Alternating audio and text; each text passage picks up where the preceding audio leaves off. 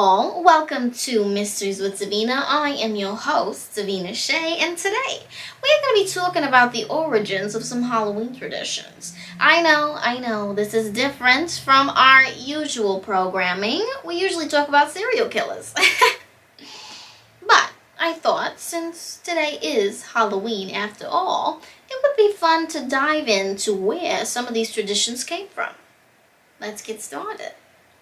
So Halloween, the holiday, has its roots in the ancient Celtic festival of Samhain, a pagan religious celebration to welcome the harvest at the end of summer, when people would light bonfires and wear costumes to ward off ghosts. In the 8th century, Pope Gregory III designated November 1st as a time to honor saints. Soon after, All Saints' Day came to incorporate some of the traditions of Samhain.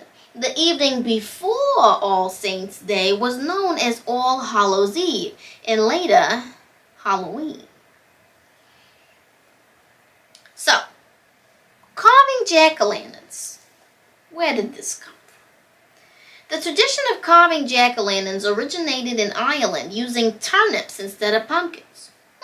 Who would have thought? It is allegedly based on a legend about a man named Stingy Jack who repeatedly trapped the devil and only let him go on the condition that Jack would never go to hell. But when Jack died, he learned that heaven didn't want his soul either. What a predicament.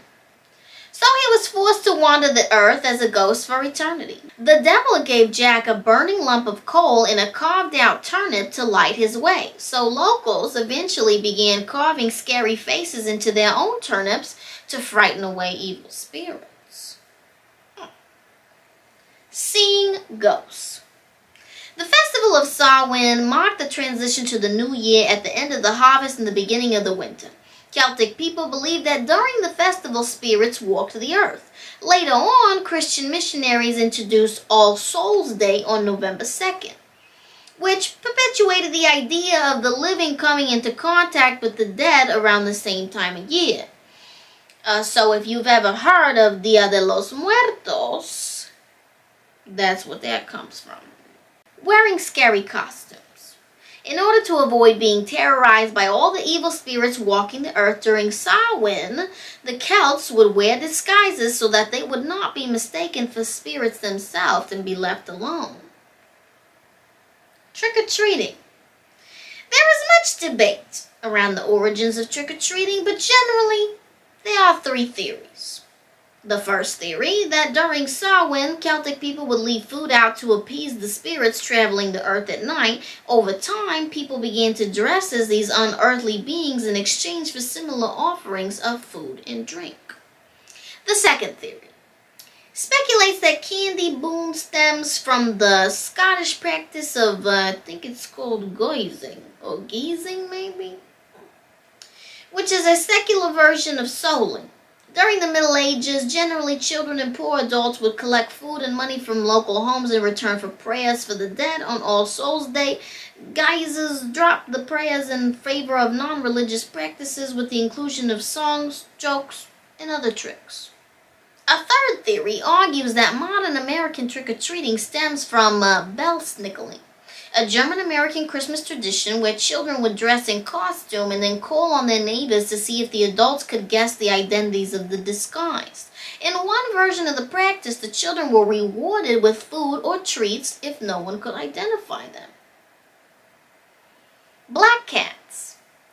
The idea of being spooked by black cats dates back to the Middle Ages, when these dark felines were considered a symbol of the devil. It didn't help that centuries later, accused witches were often found having cats, particularly black ones. People began to believe that the cats were a witch's familiar supernatural entities that would assist in their practice of dark magic, and black cats and spookiness have been linked ever since. I am proud to say that I am an owner of a beautiful black cat named Bruno. Black and orange. The traditional Halloween colors trace back to Celtic festival of Samhain as well. The black represented the death of summer, and the orange symbolized the autumn harvest season. Simple enough. Bobbing for apples. Now, I don't know about you guys, but I've never partaken in this.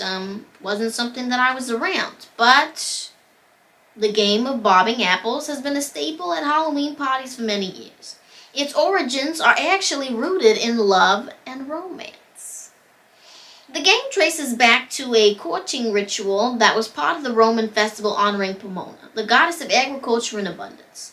While multiple versions existed, the gist was that young men and women would be able to predict their future relationships based on the game.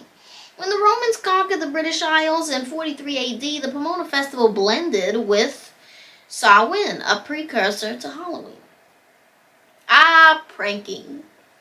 Playing pranks often varies by region, but pre-Halloween tradition known as Devil's Night is credited to a different origin depending on the source. Some say that pranks started as part of May Day celebrations, but Samhain and eventually All Souls Day also included good-natured mischief. When Irish and Scottish immigrants came to America, they brought with them the tradition of celebrating Mischief Night as part of Halloween. Lighting candles and bonfires. For much of the early history of Halloween, towering bonfires were used to light the way for souls seeking the afterlife. These days, lighting candles would generally replace the large traditional blazes. This is interesting and news to me because, quite honestly, I need a bonfire just to cook my hot dog. But hey, maybe I'm guiding some souls to the afterlife in the process. Candy apples. For centuries, people have been coating fruit in syrup as a means of preservation. But during the Roman festival of Pomona, the goddess was often represented by and associated with apples.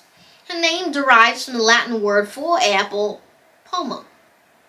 And the fruit is at the heart of the harvest celebrations. It is believed that candy apples were actually invented accidentally in 1908 by a Mr. William W. Kolb, a candy maker in Newark, New Jersey.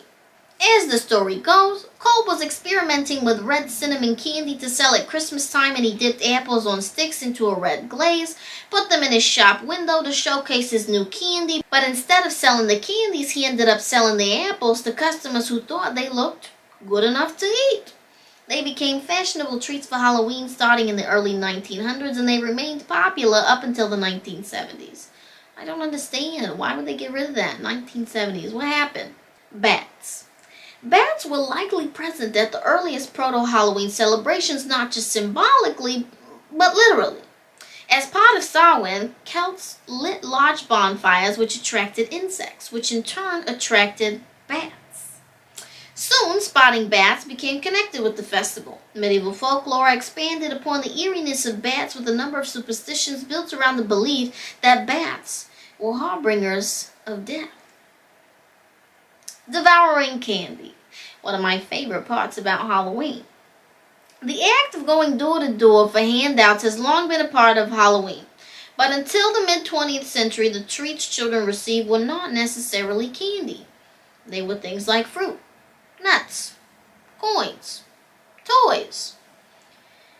Trick-or-treating rose in popularity in the 1950s, and it inspired candy companies to market small, individually wrapped candies. People began to favor this out of convenience, but candy did not dominate until about the 1970s, when parents started to fear things that were unwrapped. And finally, candy corn. A candy maker at the Wonderell Candy Company in Philadelphia is sometimes credited with inventing the tricolored candy in the 1880s. But candy corn did not become a widespread sensation until the Goliath's Company brought the candy to the masses in 1898. Candy corn was originally called chicken feed. Geez, whose bright idea was that? Oh, and it gets worse. It was sold in boxes with the slogan, "Something worth crowing for." My goodness, I couldn't think of anything more appealing to a child than that. Initially, it was just an autumn candy because of corn's association with harvest time. Later became Halloween specific when trick-or-treating grew in popularity in the U.S. during the 1950s. And that, my friends, is all I have for you today. Did you enjoy it?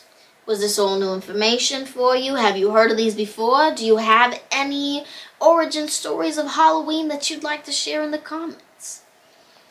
But anyway, I really do hope you enjoyed the show. Please don't forget to like, comment, and subscribe to the channel, especially if you want to hear more stories about crazy people murdering other people. I have you covered. Anyway, I hope you guys all have a happy and safe Halloween.